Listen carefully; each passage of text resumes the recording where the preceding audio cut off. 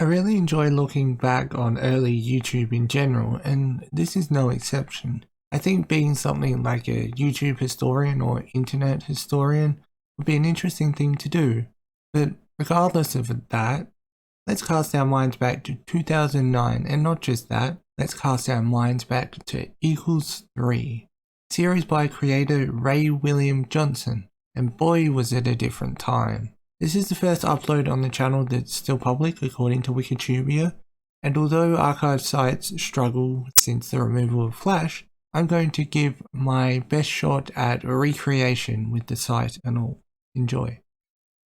What's happening, forum? I like animals, especially this fluffy son of a bitch. And as much as I want to reach out and pet his furry ass, apparently his owner doesn't feel the same way. Check it out. Get the fuck down! Fucking jump! Some of the humour would not fly today and really caught me off guard. Now back to the video at hand. A couple of years after that, in 2011, Ray actually became the most subscribed to channel on the platform and was the first YouTuber to ever reach 4, 5 and even 6 million subscribers. He holds a place in YouTube history, but if you haven't heard of him before, don't worry. Personally, in 2009, I wasn't watching YouTube, and in 2011, when things really kicked off for him when he became the most subscribed channel, I had only just started watching the Janoskians and probably heard of Buffalo and Just George TV. For just over a year and a half, he was the most subscribed person on the platform and was taken over by the one and only Smosh, who went on to hold it until PewDiePie took over later in 2013. In fact, according to the YouTube wiki, it states that Ray held the most subscribed YouTube channel and most subscribed to music channel at the same time. But unfortunately, the high flying wouldn't last forever, and it's an important part of the story. The decline of Ray William Johnson could be attributed to many things, and everything would just be speculation. But here's what's known. Even though he still held the most subscribed channel for another couple of months, in November of 2012, Maker Studios, who were his YouTube partner at the time, wanted more revenue from the highly successful Equals 3, but his contract with them was terminated when he refused to give them more money from Equals 3, which also led to the cancellation of his music channel, Your Favorite Martians album. Unfortunately, going independent didn't work out quite as well for Ray, with videos going down roughly 3 million views a video, from 5-ish million to 1 to 2 million. That's why it's 3 million roughly. And he even fell out of the top 10 most subscribed channels by the end of 2013, which he held the most subscribed to channel earlier in the year. So that's a pretty big fall. Although we're talking about PewDiePie here, and I suppose Smosh, who overtook him and channels like that. Although, according to the Equals 3 playlist and the Wayback Machine, there was around 200 episodes at that point, so maybe people just got bored of the repetition even though it had changed from the background that was at the start in like 2009 to what it was at the time of like 2012, 2013. The original videos also featured multiple videos being spoken about, while later videos had a different set and were more professional, so maybe the personal aspect of feeling like it was your friend talking to you was also lost. There's many factors, you know. This is all just theories, speculation, you know. He also started to lean away from Equals 3 even more when he released the 5-part series Riley Rewind. And although it was highly acclaimed, if someone's going to a channel for a certain type of content, it's not uncommon to see people not receive a new direction in content well. In 2014, Ray just left Equals 3, and it was taken over by Robbie Motts, although it was still uploaded on the Ray William Johnson YouTube channel. And then a year later, Kaja Martin took over, and well, there was backlash over that. Her hosting reign only lasted 5 months, and one more host, Carlos Santos, being the last host of Equals 3 in the roster until it ended in 2016 without much explanation. Maybe they couldn't find a new host, who knows. From his height in popularity to the lowest point was a loss of nearly 1 million subscribers over 2.5 years and the end of Equals 3. But there was another effort made. Just over a year and a half after the channel fell under 10 million subscribers, Ray released a video as a form of announcing his return to YouTube, and although it wasn't Equals 3, it was maybe the closest thing there will be to it. It was called Superhuman, which he described as a mix between TED Talks and Equals 3. The series hasn't seen a new episode since the end of the first season, 2 months after its premiere. Later in 2020, Ray started a series where he roasted TikTokers, where he states that the people in the videos actually asked him to do the roast, although looking at the content now, I think that that's changed. I think that that was just the synopsis or the understanding for the original ones, because it was more kind of, I guess, a fan-made thing.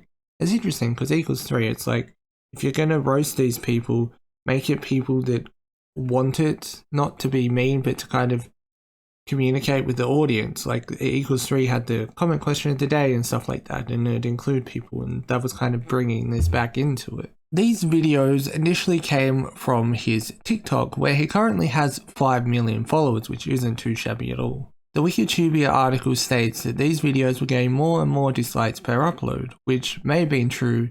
They all have generally been pretty well received. Not too long after he started that series, he announced a new animated music band, the Upside Downs, which was said to be the closest it will ever be to bringing back your favourite Martian. The Upside Downs are still putting out music monthly and videos to go with them as we speak. The last one was like a week or two ago as I'm recording this. It was like 2012 all over again for Ray, consistent musical uploads and a regular series, but it was 8 years later, and the YouTube space had well and truly changed, and Social Blade reflected this. And the YouTube algorithm probably changed as well, by the way. What worked in like 2012 wouldn't necessarily work today. He bled subscribers for the rest of 2020, either gaining no subscribers or losing subs month after month, until August of 2021, this year right here, when the resurrection truly started. And while there isn't a definitive explanation, I have a theory that I want to share. There's no doubt that what led to his revival is the TikTok videos and cross-posting them on YouTube. It's a genius move, really. I even tried it myself, but I didn't have anywhere near a good platform to truly benefit from it.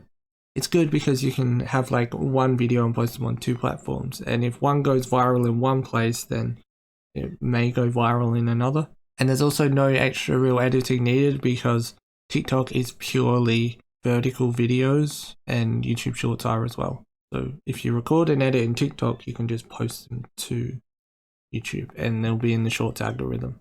There's a good chance that his success on TikTok transformed over to his YouTube.